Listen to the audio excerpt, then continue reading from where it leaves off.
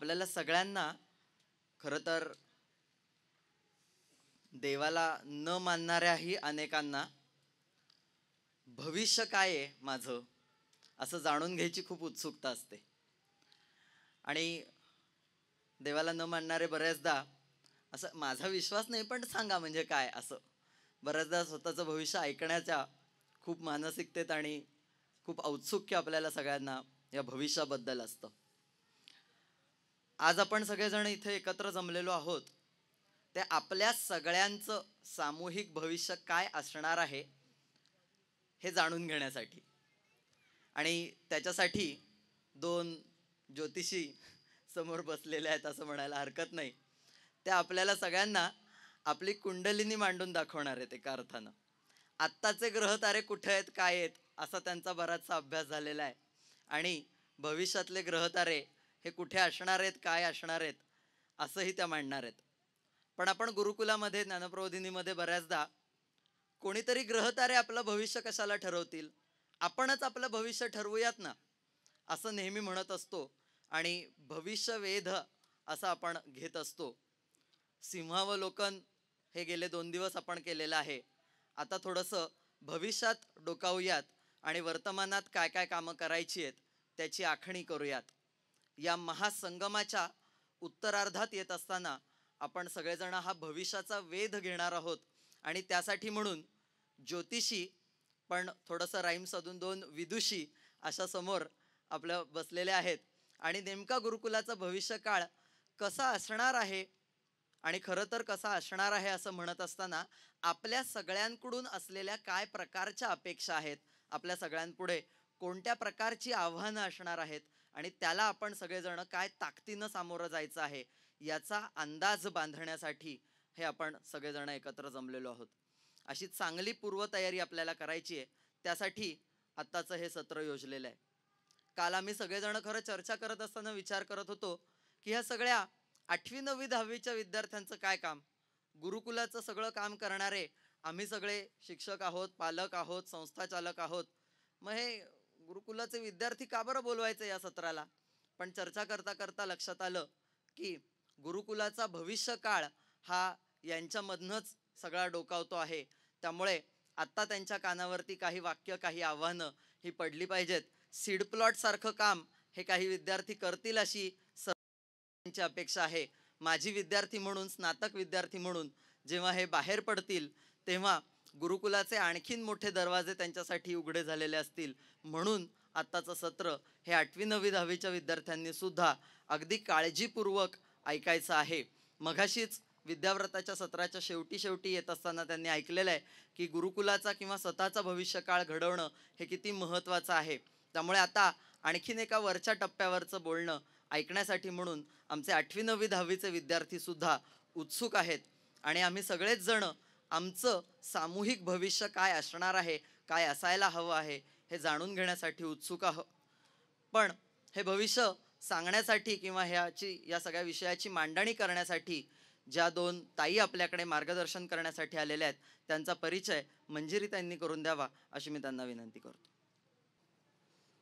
अच्छा, आपल्या दुसऱ्या सन्माननीय वक्त्या आहेत सौ भक्तिताई गाडगीळ. BCom झाल्यानंतर CAची पदवी त्यांनी प्राप्त केलेली आहे. एकंदर 17 वर्ष कामाचा आणि मॅनेजमेंटचा त्यांना अनुभव आहे. Price water house, Siemens, L&D infotech या कंपन्यांतून इंटरनॅशनल टॅक्स या विषयाशी संबंधित काम केले आहे. L&D इन्फोटेक या विषयात नेतृत्व करत असलेल्या डिपार्टमेंटला उत्कृष्ट टीमचे बक्षीस मिळालेले आहे. या कंपन्यांमध्ये काम करत असताना नवीन रुजू होणाऱ्या लोकांना ट्रेनिंग देण्याचे काम अनेकदा त्यांच्यावरती सोपवण्यात आले आहे. CA स्टडी सर्कलमध्ये टॅक्स या विषयावरती प्रेझेंटेशन्स, इतर अर्थविषयक मासिकांतून याच विषयावरती त्यांनी लेखन केले आहे.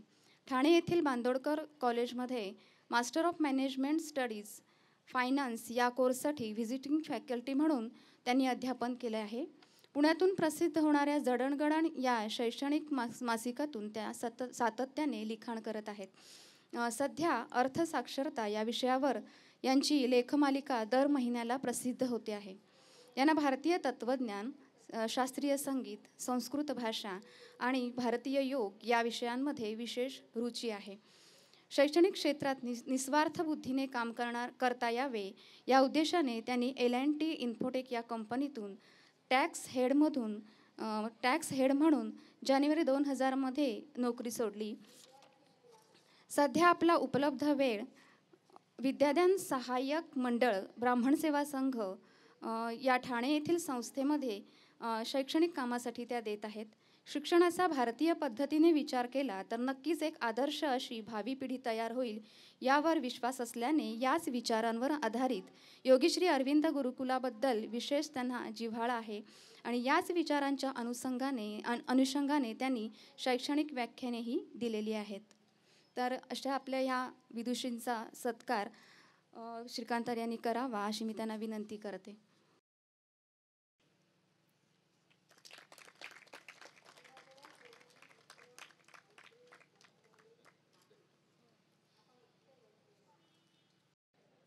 विद्या ह्या विषयातच जिचं अधिष्ठान आहे अशी सरस्वती माता, योगीश्री अरविंद, माझे सर्व गुरु आणि आपण सर्व शिक्षणप्रेमी मंडळी आपल्या सर्वांना वंदन करून गुरुकुलांचा भविष्यकाळ या विषयावरती माझे विचार मी यथामती यथाशक्ती इथे मांडण्याचा प्रयत्न करते. आणि आपल्या सगळ्यांचा वेळ बहुमूल्य आहे, मला कल्पना आहे. त्याच्यामुळे शब्दांचा पिसारा जास्त न फुलवता डायरेक्ट टू द पॉईंट मुद्देसूद कसं बोलता येईल अशा पद्धतीने प्रयत्न करून हा विषय मांडते. मध्यंतरीच्या काळामध्ये शिक्षणाची बरीच पडझड झाली आपल्याला माहिती आहे आणि आपण तोल जाऊन पडलो आहे, काहीतरी सुधारायला हवं आहे हे आपल्या सगळ्यांना लक्षात आलं. आणि आता आपण पुन्हा हातपाय सावरून पुन्हा उठून एक मोठी झेप घ्यायच्या विचारात आहोत अशी आपली काहीतरी आजची मानसिक अवस्था आहे. पण आपल्याला सगळ्यांना माहिती आहे की सिंह जेव्हा आपल्या लक्षावरती झेप घेत असतो तेव्हा तो नेहमी एक पाऊल मागे घेतो, नेहमी मागे वळून पाहतो आणि मग भविष्यावरती लक्षावरती झेप घेतो. तर तसाच पवित्रा आपल्याला आधी सुरुवातीला घेतला पाहिजे असं मला वाटतं. आणि तो पवित्रा घ्यायचा म्हणजे नेमकं काय करायचं आहे तर आपल्याला इतिहासाचा वारसा आणि वर्तमानाचं भान जपत भविष्याचा वेध घ्यायचा आहे. आणि इतिहासाचा वारसा म्हणजे मला जो पवित्रा घ्यायचा असं जे मला म्हणायचं आहे तर त्याचा अर्थ असा आहे की कालपासून जे इथे अनेक वक्ते आले सगळेजण आपल्याला एकच मुद्दा जो सांगतायत की आज जे सामाजिक जीवन आणि वैयक्तिक जीवन जी दिशाहीन झाल्यासारखी आपल्याला सगळ्यांना दिसत आहेत तर त्याचं दायित्व शिक्षण पद्धतीकडे आहे हे आपल्याला सगळे वक्ते सांगतायत आणि ते खरंच आहे. पण आता एक पाऊल पुढे जाऊन आपल्याला काय विचार करायला हवा आहे तो असा की शिक्षण पद्धतीकडे हे दायित्व आहे हे खरं आहे, पण शिक्षण पद्धतीत मुळात काय चुकतंय हा विचार थोडासा आपण करायला पाहिजे. आणि म्हणून थोडासा आजचा विषय मांडताना वर्तमान काळ आणि भविष्यकाळ अशा दोन भागांमध्ये मांडते. अर्थातच भविष्यकाळ हा विषय जास्त असेल माझ्या बोलण्यामध्ये. तुम्हाला जर एक असं समजून घ्यायचं असेल आपल्याला की आज राष्ट्र म्हणून आपला शैक्षणिक विचार काय आहे किंवा उद्दिष्ट काय आहे हे जर आपल्याला समजून घ्यायचं असेल तर आपण भारताची 12वी पंचवार्षिक योजना काढून पहा. आपल्याला ती इंटरनेटवरती सहज उपलब्ध होईल.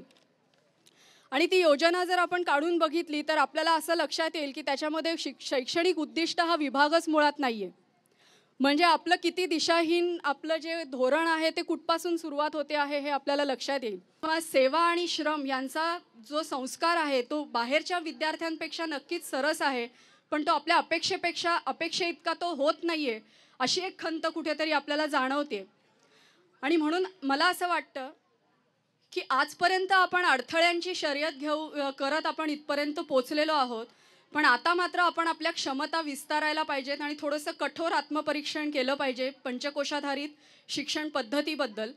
आणि त्याच्यामध्ये मला असं काही मुद्दे मला जे सुचले ते सुचवते आपल्याला आत्मपरीक्षणासाठी.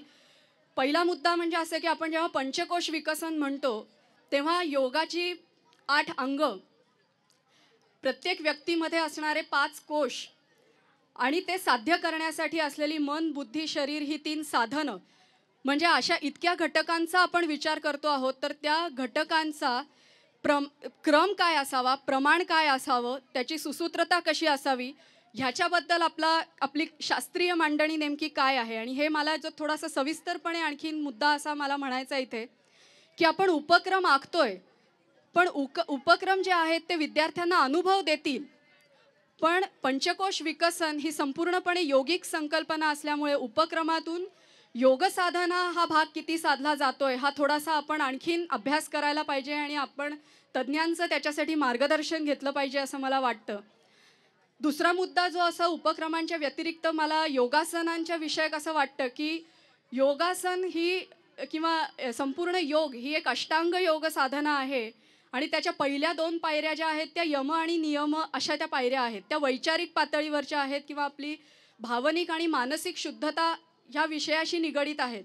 पण आपण जर विद्यार्थ्यांना यम आणि नियम म्हणजे काय हे जर शिकवणार नसू आणि एकदम जर आपण योगासनं विद्यार्थ्यांच्याकडनं करून घेणार असू तर ते योगासनं योग त्याच्यातून साधला जाईल का ती केवळ शारीरिक कसरत होईल हा एक प्रश्न मला इथे उपस्थित करायचा आहे. तो केवळ आत्मपरीक्षणासाठी आहे.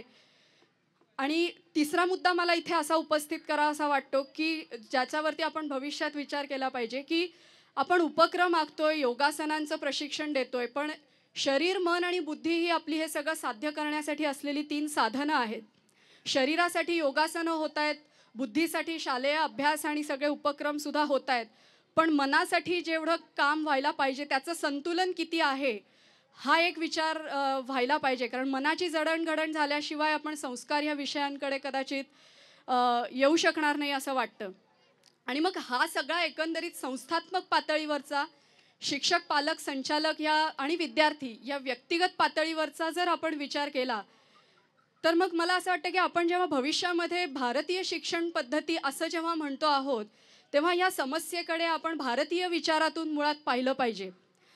आणि भारतीय विचारातून पाहायचं म्हणजे काय तर भारतीय विचारांचं सार मुळात काय आहे तर भगवद्गीता आहे हे आपल्याला सगळ्यांना माहिती आहे की संबंध भारतीय जी वेद उपनिषदं जी सगळी आहेत त्याचं सार भगवद्गीतेमध्ये आहे. आणि भगवद्गीतेचा पहिला अध्याय आपण जरूर पहा. पहिल्या अध्यायामध्ये अर्जुन विषाद योगानी पहिला अध्याय भगवद्गीतेचा चालू होतो आणि तोच अर्जुन विषाद आपला सुद्धा आज कुठेतरी आहे की काय असा आपण एक थोडासा विचार करूया. मग आपला म्हणजे संस्थात्मक पातळीवरती आणि प्रत्येक जे निगडीत जे घटक आहेत त्या प्रत्येक वैयक्तिक पातळीवरती. अर्जुन विषाद योगामध्ये आपल्याला माहिती आहे की जेव्हा अर्जुन रणांगणावरती आला तेव्हा तो बुद्धीने निर्णय घेऊन आलेला होता की मला युद्ध करायचं आहे, कौरवांच्या विरुद्ध करायचं आहे, कारण हे कौरवांच्या विरुद्ध म्हणजे अधर्माच्या विरुद्धचं युद्ध आहे हे अर्जुनाला माहीत होतं. पण प्रत्यक्ष रणांगणावरती गेल्यावरती त्याची अवस्था काय झाली तर सीदंती मम गात्राणी मुखम च परिशिष्यते हे आपल्याला सगळ्यांना माहिती आहे. कारण अर्जुनाचा तिथे जी समस्या अर्जुनाची निर्माण झाली की तो बुद्धीने एक निर्णय घेऊन आलेला होता की मला युद्ध करायचं आहे. तिथे गेल्यानंतर मनाची दिशा भरकटली, मनाने त्या बुद्धीला साथ द्यायची नाही असं ठरवलं, तो मोहात अडकला. आणि तिसरीकडे शरीराची आणखीन तिसरी अवस्था झाली की त्याचे सगळ्या शरीराला कंप सुटला, सबंध तोंडाला कोरड पडली अशी त्याची अवस्था झाली आणि धनुष्य खाली गळून पडलं. आणि हे काय झालं अर्जुनाचं तर मन बुद्धी आणि शरीर यांचं तिघांचं वेगवेगळ्या दिशेने प्रवास सुरू झाला. आणि आज आपण जर संस्थात्मक पातळीवरती बघितलं तर संस्थेचं मन म्हणजे काय आहे तर संस्थेच्या व्यवस्था आहेत किंवा संस्थेची सिस्टम आहे, संस्थेचा ज्याच्यावरती विश्वास आहे अशी विश्वास प्रणाली म्हणजे संस्थेचं मन आहे. संस्थेचं जे व्यवस्थापन आहे त्या व्यवस्थापनाला वेगवेगळ्या पद्धतीचे निर्णय घ्यायला लागतात, सारासार विचार करायला लागतो. म्हणजे ती व्यवस्थापन किंवा मॅनेजमेंट ही संस्थेची बुद्धी आहे. आणि प्रत्यक्ष काम करणारे जे सगळे हात आहेत ते म्हणजे संस्थेचं शरीर आहे. आणि आपल्याला असं लक्षात येईल की संस्थात्मक पातळीवरती सुद्धा नेमका हाच अर्जुन विषाद योग आपल्याला सगळ्यांना भेडसावतोय. आणि तो जर आपल्याला एकदा कळला भारतीय दृष्टिकोनातनं, जर समस्या काय आहे हे भारतीय दृष्टिकोनातनं कळलं तर आपल्याला त्याच्यातनं उत्तरं नक्की पुढे सापडणार आहेत असं मला वाटतं. आणि म्हणून ह्या दृष्टिकोनातनं मी आता प्रत्यक्ष भविष्यकाळ ह्या विषयावरती विचार करायला जेव्हा सुरुवात केली तेव्हा मला 7 पायऱ्या भविष्यकाळामध्ये गुरुकुलांनी अवलंबिल्या पाहिजेत असं मला वाटतं. त्याच्यामधला सगळ्यात पहिला मुद्दा जो आहे तो म्हणजे असा की डॉक्युमेंटेशन. आणि डॉक्युमेंटेशन म्हणजे कशाचं तर आज जे झालेलं आहे की शिक्षक पालक संचालक सगळ्यांचे विचारसरणी आणि दृष्टिकोन वेगवेगळे असल्यामुळे ते जे अश्व आहेत ते सगळ्या दिशांना विखुरल्यासारखे झालेत आणि त्याला कधीच आपण कितीही काही केलं तरी आवरणं आणि सावरणं आपल्याला कठीण जाईल जर ते आपण एका दिशेला नाही वळवलं.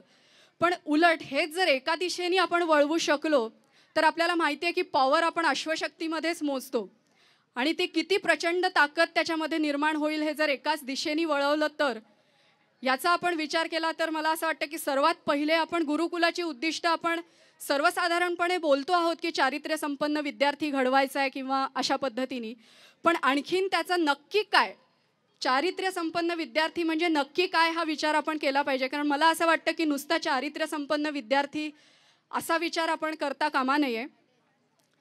तर पहिले म्हणजे असं आहे की आपण जेव्हा भारतीय म्हणून शिक्षणाच्या उद्दिष्टांचा विचार जेव्हा करतो आणि उद्दिष्ट जेव्हा डॉक्युमेंटेशन करायची असं आपण म्हणतो, तर आपल्याला माहिती आहे की प्रत्येक राष्ट्राचं शैक्षणिक धोरण वेगळं असू शकतं. म्हणजे जपानसारख्या देशाला जेव्हा राखेतनं उठायचं असतं तेव्हा त्याचं शैक्षणिक उद्दिष्ट वेगळं असू शकतं. इस्रायलसारख्या देशामध्ये जिथे 50% जनता युद्धभूमीवरती असते तिथे त्यांना सैनिकी प्रशिक्षण हे आवश्यकच आहे शिक्षणामध्ये. मग भारत म्हणून आमचं काय वेगळेपण आहे? आजपर्यंतचं आपण हजारो वर्षांचं भारताचं कर्तृत्व पहा, भारताने जगाला काय दिलं हा विचार करा, तर आपल्याला असं लक्षात येईल की भारताचं कर्तृत्व हेच आहे की युगपुरुष भारताने जगाला दिले, भारताने जगाला शास्त्र दिली, सिद्धांत दिले, आध्यात्मिक पातळीपर्यंत नेणारे सिद्धांत भारताने जगाला दिले. आणि म्हणून ह्या दृष्टीने जर आपल्याला एक भारतीय म्हणून जर शिक्षण पद्धतीचा विचार करायचा असेल तर आज वर्तमान काळातली जी शैक्षणिक पद्धती आहे ती समर्थांच्या भाषेत सांगायचं झालं तर पढत मूर्ख घडवतीये. कदाचित जे अनेक प्रयत्न आज होत आहेत त्याच्यातून कर्मवीरही घडतील, त्यांचं कर्तृत्व मोठं असेल ह्याच्याबद्दल शंकाच नाही आहे. पण भारत म्हणून आपण जेव्हा विचार करतो तेव्हा आपल्याला कर्मवीर घडवून सुद्धा थांबायचं नाही आहे, तर आपल्याला कर्मयोगी घडवायचे. आणि कर्मयोगी म्हणजे काय, तर त्यांचा प्रत्येक कर्म करण्याचा हेतू शुद्ध असला पाहिजे, जे कर्म करतो त्याच्यावरती त्यांची श्रद्धा असली पाहिजे आणि ते ज्या पद्धतीने हेतू साध्य करणार आहेत त्या पद्धतीच्यासाठी त्यांच्या ज्या योजना असतील त्या त्यांच्या मुळात शुद्ध असल्या पाहिजेत. इथेही आपल्याला उद्दिष्ट शैक्षणिक थांबवून चालणार नाही आहे. तर ही जी पिढी, हे जे चारित्र्य या विद्यार्थ्यांकडे जे विचार येतील तर ते विचार त्या विद्यार्थ्यांनी पुढे भविष्यामध्ये आपल्या पिढीमध्ये, पुढच्या पिढीमध्ये हस्तांतरण त्याचं केलं पाहिजे, ह्याची सुद्धा सोय केली पाहिजे. कारण स्वामी विवेकानंदांनी म्हटलंय की हे संस्कृतीचं जे हस्तांतरण आपल्या विद्यार्थ्यांच्या मार्फत होईल त्याच्यातनं असं होईल की जेव्हा राष्ट्रावरती एखादी आपत्ती येते तेव्हा आज जो शिक्षणातून आपण माहितीचा विस्फोट जो विद्यार्थ्यांच्या डोक्यात कोंबतोय तो माहितीचा विस्फोट कामी येणार नाहीये जेव्हा राष्ट्रावरती आपत्ती येईल तेव्हा. तर त्याच्यावरती ते आपत्तीतून येणारे जे धक्के आहेत ते राष्ट्राची संस्कृती ते धक्के पचवणार आहे. त्याच्यामुळे संस्कृतीचं आपण काय पुढे करणार आहोत, त्याचं जतन आणि संवर्धन कसं करणार आहोत हे सुद्धा थोडंसं आपण नक्की आपले विचार ठोसपणे विचार करून आपण त्याचं डॉक्युमेंटेशन केलं पाहिजे. याच्या पुढे जाऊन असं म्हणजे मगाशी म्हटलं की प्रत्येकाची जी विचारसरणी वेगवेगळ्या दिशेने चाललेली आहे त्याला जर एक अश्वशक्तीमध्ये एकाच दिशेने चालणाऱ्या मार्गामध्ये जर त्याचं रूपांतरण करायचं असेल आपल्याला, तर आपल्याला असं एक करायला लागेल की एक सगळ्यांचं असं एक सामायिक असं काहीतरी श्रद्धास्थान असलं पाहिजे. आपण जेव्हा कोणतंही चांगलं काम करतो तेव्हा ते काम करण्यासाठी जे आत्मिक बळ लागतं ते आपल्याला श्रद्धेतून मिळतं आणि ती श्रद्धेतून मग पुढे त्यात काम करण्याबद्दलची प्रेरणा मिळते. म्हणजे विद्यार्थी इथे आहेत त्याच्यामुळे स्वातंत्र्य लढ्याचं आपण उदाहरण थोडंसं लक्षात घ्या की मी काय जे म्हणते ते तुम्हाला श्रद्धास्थान हे का आणि भारतीय विचारसरणीच का हे थोडंसं आपल्याला स्पष्ट होईल. आपल्याला स्वातंत्र्य लढ्यातले अनेक नेते माहिती आहेत, मग ते टिळक असू देत, गांधीजी असू देत किंवा आणखीन मागे गेलं तर शिवाजी महाराज असू देत. पण ह्यापैकी काही लोक क्रांतिकारक हिंसावादी मार्गाने जाणारे होते. गांधीजींसारखे जे लोक होते ते अहिंसावादी मार्गाने जाणार होते. सावरकरांसारखे जे लोक होते ते अहिंसेचा काही क्रांतिकारक मार्गाने जाताना सुद्धा वैज्ञानिक दृष्टिकोन बाळगणारे होते. पण ह्या सगळ्यांच्या एकत्रित प्रयत्नांना यश का आलं? कारण ह्या सगळ्यांचे मार्ग जरी वेगळे असले तरी त्यांची श्रद्धास्थान भगवद्गीता हेच होतं. आपण पहा की टिळकांचा भगवद्गीतेचा अभ्यास होता, सावरकरांचा वेदांचा अभ्यास होता, योगाभ्यास होता. त्याच्यामुळे सगळ्यांचे मार्ग जरी वेगवेगळे असले तरी सगळ्यांची विचारसरणी एक प्रकारची होती आणि त्याच्यामुळेच त्यांच्याकडनं हे काम झालं. आणि मग जेव्हा आपण एक आत्मिक बळ घेऊन काम करतो तेव्हा आपल्याला परिणामांची चिंता फारशी वाटत नाही. आणि म्हणून जे डॉक्युमेंटेशन मी म्हटलं की उद्दिष्टांचं डॉक्युमेंटेशन झाल्यानंतर आपली नक्की श्रद्धास्थानं काय आहेत, या एक फिलॉसॉफी किंवा बिलीफ सिस्टम आपली काय आहे याचं सुद्धा एक डॉक्युमेंटेशन आपल्याकडनं झालं पाहिजे. आणि मग हे भारतीय विचारसरणीतून आपल्याला काय विश्वास, श्रद्धास्थानं म्हणजे काय मिळणार आहे? तर पहिली गोष्ट म्हणजे विद्यार्थ्यांना आणि सगळ्यात पहिले पालक, शिक्षक, संचालक यांना माझं कर्म काय आहे, माझा धर्म काय आहे आणि हे साध्य करण्याची युक्ती काय आहे, हे विचार कळले पाहिजेत. म्हणजे विद्यार्थी जेव्हा शिक्षण पूर्ण करून बाहेर पडणार आहे, तेव्हा बाहेर पडल्यानंतर माझी वैयक्तिक, सामाजिक, कौटुंबिक अशी जी कर्तव्य आहेत, ती कर्तव्य काय आहेत हे विद्यार्थ्यांना कळलं पाहिजे. ती करत असताना मी कोणत्या बंधनात राहायचं आहे, हे बंधनं म्हणजेच धर्म त्या विद्यार्थ्यांना कळला पाहिजे. आणि ह्या सगळ्याचं प्रायोगिक अंग म्हणजे हे सिद्धांत आधी आपल्याला विद्यार्थ्यांपर्यंत पोचवले पाहिजेत. आपण सगळ्यांनी ते समजून घेतले पाहिजेत. आणि त्याच्यानंतर हे कर्म, धर्म आणि हे सगळं करत असताना आपण जे समत्व बुद्धी त्याच्याप्रती राखणार आहोत, ते कौशल्य आपल्याला कसं समजेल, हा एक विचार आपण त्याच्यामध्ये केला पाहिजे. आणि मग हे सगळं सैद्धांतिक थिअरी विद्यार्थ्यांना समजल्यानंतर त्याचं प्रॅक्टिकल जे योगांग जे आपण म्हणतो आहोत, त्याच्यामध्ये यम, नियम आणि मग योगासनं, उपासना, एकाग्रतेसाठी हे सगळे मार्ग आपल्याला प्रॅक्टिकल म्हणून, आपल्याला प्रायोगिक अंग म्हणून आपल्याला करता येतील. म्हणजे थोडक्यात भारतीय विचारसरणीचा आपण जेव्हा विचार करतो तेव्हा शिवाजी महाराजांचा आपण इतिहास शिकवतो विद्यार्थ्यांना आपण शिवाजी महाराजांचा इतिहास शिकवतो, पण शिवाजी महाराजांच्या आयडिया ग्रेट होत्या हे आपण शिकवणार आहोत का विद्यार्थ्यांना? शिवाजी महाराज हे मुळात एक उत्कृष्ट असे, आदर्श असे भक्त होते. शिवाजी महाराज आदर्श शिष्य होते. आणि शिवाजी महाराज आपल्या सगळ्यांना कदाचित कल्पना असेल किंवा नसेल, पण शिवाजी महाराज हे योगभ्रष्ट पुरुष होते. हा इतिहास आपण विद्यार्थ्यांना शिकवत नाही. शिवाजी महाराज जेव्हा तुळजाभवानीच्या समोर बसायचे तेव्हा ते ध्यानावस्थेमध्ये, समाधी अवस्थेमध्ये जायचे, इतका त्यांचा अभ्यास होता. आणि हाच इतिहास आपण आज विद्यार्थ्यांना शिकवत नाही. म्हणजे जे मोठ्या मार्गाने गेले, चांगल्या मार्गाने गेले, त्यांच्या मागे श्रद्धास्थानं ही आपली भारतीय विचारसरणी होती.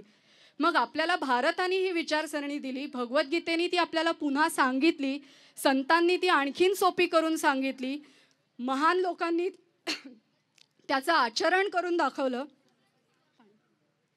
पण आपण त्या मार्गाने कधी जाणार आहोत किंवा जाणार आहोत की नाही, हा विचार आपण आता करायची गरज आहे मला असं वाटतं. कारण हे जर आपण एकत्र मोठ जर सगळ्यांची एका दिशेने बांधायची असेल तर आपल्याला ही भारतीय विचारसरणीचीच गरज लागणार आहे. आणि म्हणून माझं एक सजेशन इथे थोडंसं मुद्द्यान हा सविस्तर बोलले अशासाठी की भारतीय विचारसरणी ही वैश्विक आहे. म्हणजे त्याला स्थलकालाच्या मर्यादा नाही. जेवढं मी हे समजून घेऊ शकते तितकंच एखादी फ्रान्समधली बाई समजून घेऊ शकते, तितकंच अमेरिकेतली बाई समजून घेऊ शकते. आणि जे 2x2 बरोबर 4 हे उत्तर जे 1000 वर्षापूर्वी होतं तेच आजही आहे आणि भविष्यातही असणार आहे. इतकी ती शाश्वत आहे. त्याच्यामुळे ह्याचा बेस गुरुकुलाच्या विचारसरणीला असायलाच पाहिजे. आणि त्याचं एक डॉक्युमेंटेशन आपण शिक्षणविषयक त्याच्यातून काय घेणार आहोत हा विचार कुठेतरी लिखित स्वरूपामध्ये असला पाहिजे असं मला वाटतं. आणि ह्याच्यानंतर माझे थोडेसे जे मुख्य मुद्दे एक प्रॅक्टिकल करण्याच्या दृष्टीने जे मला मांडायचे आहेत ते म्हणजे असं की मग आता अभ्यासक्रमाची मांडणी आपण कशी करणार आहोत. तर पूर्वी गुरुकुलांमध्ये अभ्यासक्रमाचे 4 भाग असायचे की शस्त्राभ्यास, शास्त्राभ्यास, विद्याभ्यास आणि योगाभ्यास. मग प्राचीन विचारात आपण जेव्हा म्हणतोय की प्राचीन आणि आधुनिक असा आपल्याला जेव्हा संगम करायचा आहे तर प्राचीन विचारातून आपण काय घेणार आहोत तर शास्त्राभ्यास म्हणजे किमान विद्यार्थ्यांना रामायण, महाभारत अशी शास्त्र शिकवली पाहिजेत. हे केवळ आपले ते आदर्श आहेत म्हणून त्या अट्टाहासापायी आपल्याला ते शिकवायचे नाही आहेत. तर रामायण महाभारतामध्ये सुद्धा राग आहे, लोभ आहे, द्वेष आहे, जय आहे, पराजय आहे, धर्म आहे, अधर्म आहे, या सगळ्याचं शिक्षण त्यांना ह्या विचारातून मिळेल. समर्थांचं जे वाङ्मय आहे त्याच्यामध्ये समर्थांनी म्हणजे संतांनी आता अजून किती खाली यायचं आपल्यासाठी असा एक प्रश्न निर्माण होतो की लेखन कसं करावं आणि अक्षर कसं सुधारावं इथपर्यंत समर्थांनी मार्गदर्शन केलं आहे, पण आपण ते शिकत नाही आणि विद्यार्थ्यांपुढे ते मांडायचं कसं हा विचार आपण करत नाही. हा विचार केला पाहिजे. समर्थांचं जे किमान प्रॅक्टिकल जे आपल्याला शिकवण आहे ती तरी आपण अभ्यासली पाहिजे. आणि ह्याच्याकडे आपण एक शास्त्राभ्यास म्हणून आपण आज एकदम वेदाध्ययन करू शकणार नाही आहोत, पण शास्त्राभ्यास म्हणून हे अभ्यासक्रमामध्ये असायलाच पाहिजे. तर तिथे कुठेतरी विद्यार्थ्यांना चांगलं काय, वाईट काय, धर्म काय, अधर्म काय, आज विद्यार्थ्यांच्या मनात जे मानसिक द्वंद्व आहे ते असं आहे की मी पिझ्झा खाऊ का वडापाव खाऊ, हे द्वंद्व नाही आहे. हे द्वंद्व आपल्याला बाजूला करायचं आहे, पण नवीन द्वंद्व आपल्याला विद्यार्थ्यांच्या मनामध्ये पेरायचे आहेत जाणून बुजून. ती म्हणजे अशी की त्यांच्या मनात धर्माची कल्पना किंवा चांगलं वाईट काय हे जेव्हा आपण समजावून सांगू, त्याच्यामध्ये चांगलं आणि वाईट यांचा झगडा त्यांच्या मनामध्ये निर्माण झाला पाहिजे. आणि हा झगडा झाला तरच माणूस म्हणून त्यांची एक कुठेतरी उन्नती होईल. म्हणून शास्त्राभ्यास या विषयामध्ये हा भाग असायला पाहिजे. रामायण महाभारत हे एक जीवनविद्या म्हणून तो असायला पाहिजे. दुसरा भाग जो प्राचीन, जो आपण योगाभ्यासाचा आपण सगळे करतच आहात, फक्त त्याच्यामध्ये यमनियमांचं शिक्षण विद्यार्थ्यांना पहिले दिलं गेलं पाहिजे. कारण यम म्हणजे व्यक्तिगत पातळीवरती पाळायचे नियम, आणि नियम म्हणजे यम हे आपल्याला सामाजिक जीवनात आचरण करण्याच्या गोष्टी आहेत, आणि नियम ह्या वैयक्तिक जीवनात आचरण्याच्या गोष्टी आहेत. त्याच्यामुळे हा प्राचीन भाग आपण अभ्यासक्रमामध्ये घेऊया, शास्त्राभ्यासाचा आणि योगाभ्यासाचा. मग आधुनिक काळाचा जेव्हा विचार करतोय तेव्हा आपण काय घेणार आहोत, जो आज असंख्य शाळांमध्ये सुद्धा मॉडर्न ज्या शाळा आपण म्हणतो त्याच्यामध्ये होत नाहीये, तो असा की एक गुरुकुलांमध्ये शस्त्राभ्यास हा एक भाग असायचा. मग पूर्वीच्या काळी शस्त्राभ्यास म्हणजे ढाल तलवार हे ठीक होतं, पण आजची शस्त्र काय आहेत? आजची शस्त्र म्हणजे एक म्हणजे माहिती. त्याच्यामुळे माहिती आणि तिचं व्यवस्थापन ह्याचं शिक्षण विद्यार्थ्यांना मिळायला पाहिजे. आणि दुसरं एक जे शस्त्र विद्यार्थ्यांकडे आहे ते म्हणजे लोकशाहीमध्ये त्यांचे असणारे अधिकार कोणते आणि कर्तव्य कोणती. आणि लोकशाही मार्गाने जर परिवर्तन घडवून आणायचं असेल तर ते घडवून आणण्याची साधनं कोणती हे विद्यार्थ्यांना शस्त्र म्हणून आपण आज शिकवायची गरज आहे.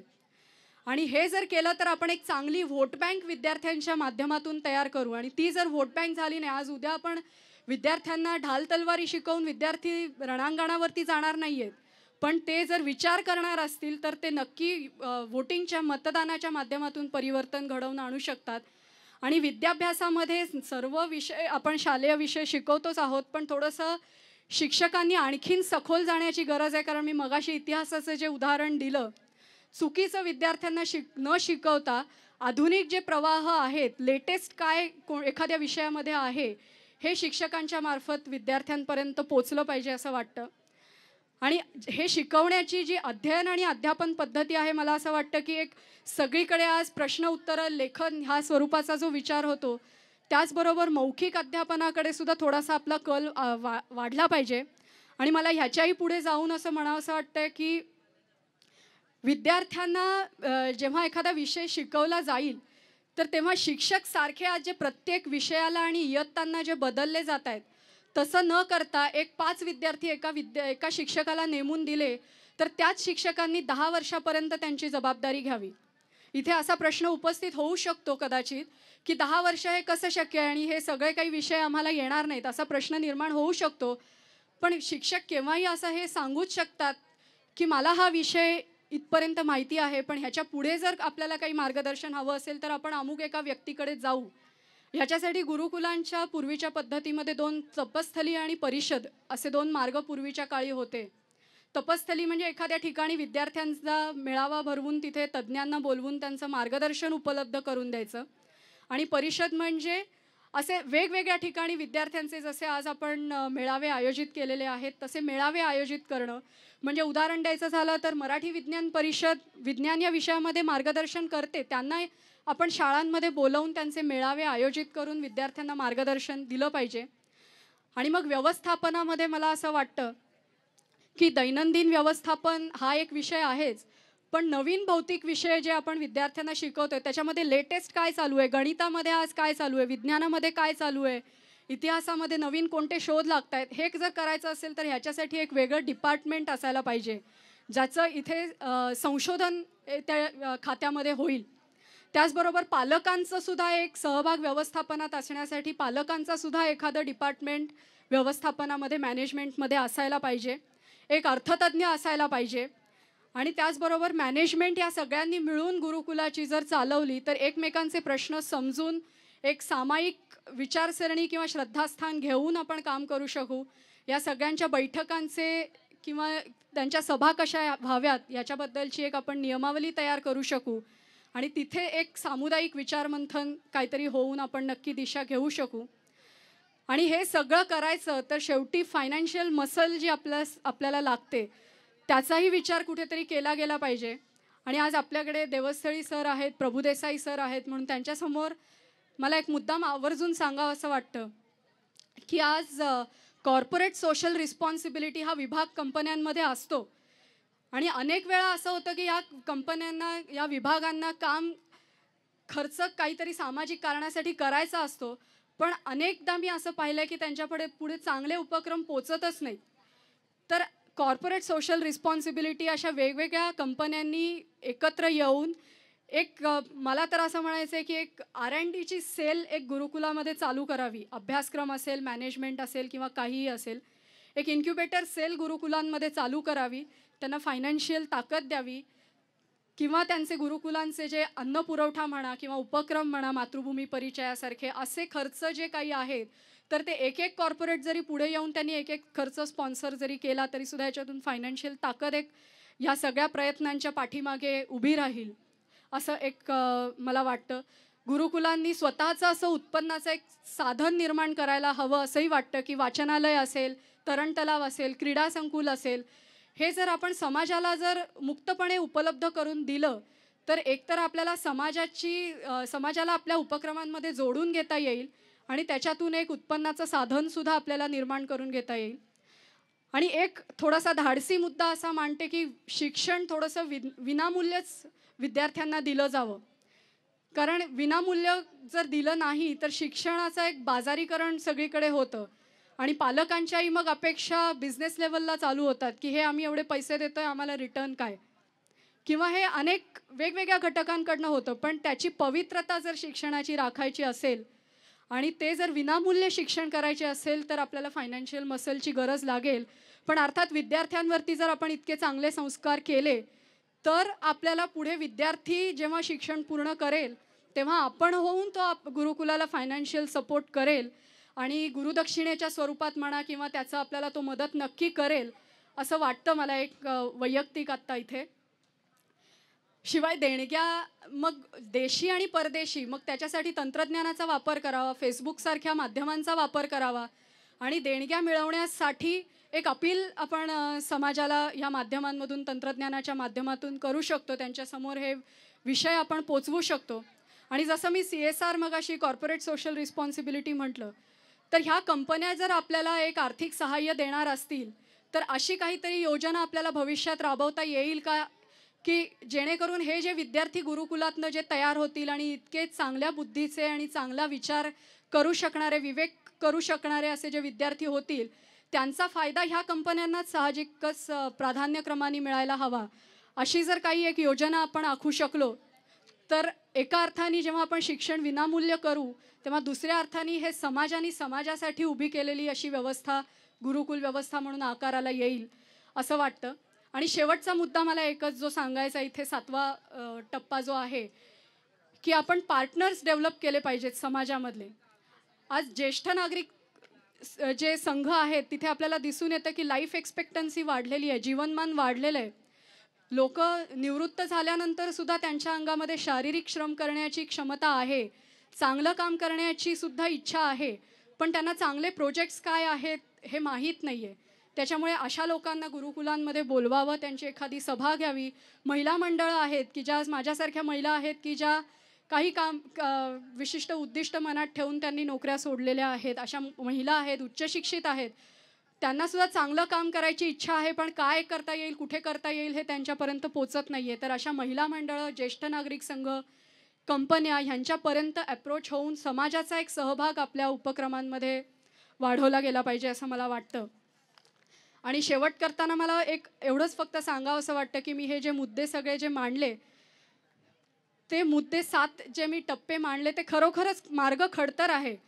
म्हणजे आज मला इथे उभं राहून बोलणं फार सोपं आहे याची मला जाणीव आहे, पण एक मला असं सजेशन इथे द्यावं असं वाटतं की आपण सगळेजण आज इथे जे एका ताकदीने जे जमलेले आहात तर ह्या संधीचा फायदा घेऊन माझं तर म्हणणं असं आहे की उद्या ह्या गुरुकुलांचा महासंगमाचा समारोप व्हायच्या आधी आपण सगळ्यांनी गुरुकुलांमधनं एक एक प्रतिनिधी नियुक्त करावा ह्या कामासाठी की डॉक्युमेंटेशन कसं करता येईल, व्यवस्थापन कसं, म्हणजे मी जे मुद्दे मांडले त्याचं डिटेलिंग हा पार्ट आणखीन वेगळा आहे, त्याचं व्यवस्थापन कसं करता येईल, आर्थिक मॅनेजमेंट कशी करता येईल ह्याच्यावरती आपण एक कमिटी स्थापन करावी आणि त्यांच्या वारंवार सभा घेऊन त्याच्यातून एक आणखीन ठोस असा एखादा ॲक्शन प्लॅन आपण डेव्हलप करावा. हा मार्ग खडतर आहे कारण आज आपण जिथे उभे आहोत तिथे नुसता हात मारला तरी अशुद्धता सगळीकडे आहे आणि आपण शुद्धतेकडे जायचा प्रयत्न करतोय आणि अशी आपण गोष्टी आज आपण करतोय. पण मला असं वाटतं की समर्थांनी आपल्याला सांगून ठेवलेलं आहे की सामर्थ्य आहे चळवळीचे जो जो करील तयांचे, परंतु तेथे भगवंताचे अधिष्ठान पाहिजे. आणि हा भगवंत म्हणजे कोण, तर जो भारतीय जीवनदृष्टी आपल्याला जो सांगते आहे, फक्त आपण तो अंमलात कधी आणायचा एवढाच प्रश्न आहे. संतांनी तो आपल्या इतक्या खालच्या पातळीवरती आणून ठेवलेला आहे की आता फक्त आपणच काही केलं तर शक्य आहे. अदरवाईज संतांना सुद्धा आपल्या पुढे आता डोकं टेकायची वेळ येईल की मी हारलो तुमच्यासमोर, एवढं सगळं मी शिकवलं पण तुम्ही अंमलात कधी आणणार, हा प्रश्न आता शिल्लक राहिला आहे. आणि म्हणून हे एकदा जर केलं आणि भगवंताचं जर अधिष्ठान आपण भारतीय विचारसरणीचा केला, तर भगवंताचं अधिष्ठान त्याच्यामध्ये असणारच आहे. आणि हे जर केलं तर पुढे समर्थांनीच आपल्याला सांगितलेलं आहे की समर्थाची या सेवका वक्रपा आहे, असा सर्व भूमंडळी कोण आहे. हे समर्थ म्हणजे कोण, तर समर्थ रामदास नव्हे. समर्थ म्हणजे तो समर्थ परमेश्वर, जे परम तत्व जे आहे ते समर्थ. आणि हे विद्यार्थ्यांना माहीत नसेल, हे समर्थाची या सेवका वक्रपा आहे, असा सर्व भूमंडळी कोण आहे, हे समर्थांनी केव्हा लिहिलं आहे, तर शिवाजी महाराज जेव्हा अफजल खानाच्या बरोबर लढायला गेले, तेव्हा शिवाजी महाराज यशस्वी झाले की नाही हे समर्थांना कळत नव्हतं. 2-3 दिवस त्यांनी अन्न पाणी सोडून दिलेलं होतं. आणि जेव्हा राजे यशस्वी झाले तेव्हा समर्थांच्या तोंडातनं हे उद्गार निघालेले आहेत. म्हणजे त्यांच्या पवित्र वाणीतून त्यांनी आपल्याला हे सांगितलेलं आहे, एवढी खात्री दिलेली आहे की समर्थाची या सेवका वक्रपा आहे. असं तुम्ही जर हे अधिष्ठान भारतीय विचारसरणीचं घेऊन, भगवद्गीतेचं घेऊन, ती विश्वास व्यवस्था आपली निर्माण करून जर काम केलं, तर आपल्याकडे वाईट दृष्टीने पाहिल अशी कोणतीच ताकद तिथे उभी राहू शकणार नाही, असा विश्वास त्यांनी दिला आहे. मला असं वाटतं की आपण इथे शब्द त्यांचा प्रमाण मानला पाहिजे, कारण ते संत आहेत, त्यांना अनुभव आहे, ज्ञान आहे आणि मुख्य म्हणजे ते आपल्याला फुकट देण्याची त्यांची तळमळ आहे. अशाच व्यक्तीचा शब्द आपण प्रमाण मानतो. आणि शेवटी माणूस आपण कितीही बुद्धिवादी म्हटला तरी माणसाला शास्त्र प्रमाणण्याची गरज लागते. बुद्धिवादी हे प्राणी असतात, कारण आपण वाघापुढे गवत टाकलं तर वाघ ते गवत खाणार नाहीये, आपण गायीपुढे तळलेले मासे टाकले तर गाय ते खाणार नाहीये, पण माणसापुढे जर काहीही ठेवलं तर आरोग्याला हानिकारक आहे हे माहीत असून सुद्धा माणूस ते खाऊ शकेल. कारण इथे माणसाच्या बुद्धीला मनाचा अडथळा येतो प्रत्येक वेळेला.